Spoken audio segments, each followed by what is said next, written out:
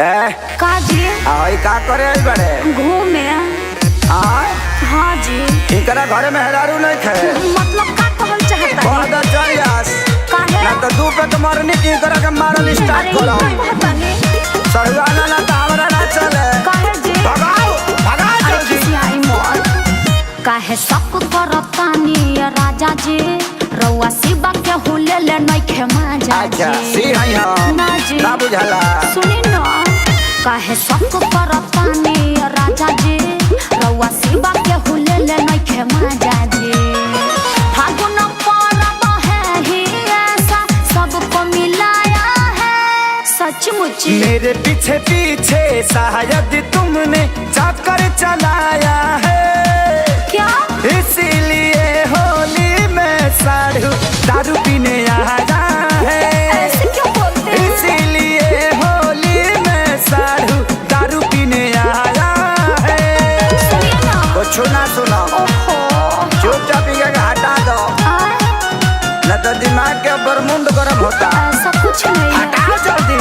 अरे काहे ले इतना गरम हो रहा है? सुनिए तो ढेर दिन पर एक तयले मिठाई चार के जिलैले रउआ पानियो न पिए दिहानी खिसिया के उ दुआरा गइले। अच्छा ऐसे ना करे के चाहिए। अरे जाना तानी वीडियो कॉल पर बात करेलू नहीं हो रहेलू तो जाके मुलाकात करेलू।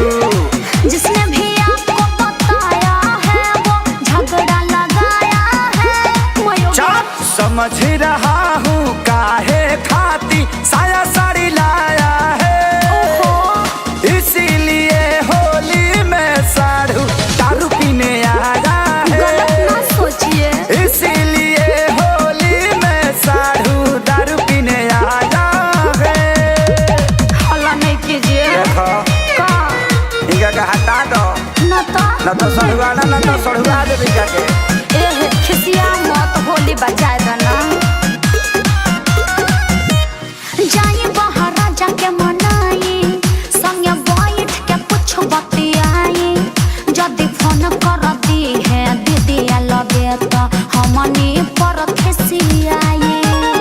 ए जी मान जाई। वह भाग जासे ना त मुड़ी फोड़ दे हम पूरा गांव भके कुकुर पीछे छोड़ दे हम। वो तो अपने साधु भाई का फर्ज निभाया है बिलीव मी। श्याम देहाती आजाद पंकज साथे लिया आया है। का हो गए? इसीलिए होली में साढ़ू दारू पीने आया है। समझे ना। इसीलिए होली में साढ़ू दारू पीने आया है। देखिए जौन हो गया सो हो गया। बात हटाओ जल्दी हटाओ। अरे अरे बात मानिए। देखिए अब सब खत्म हो गया। अब चुपचाप रहिए। simusic.in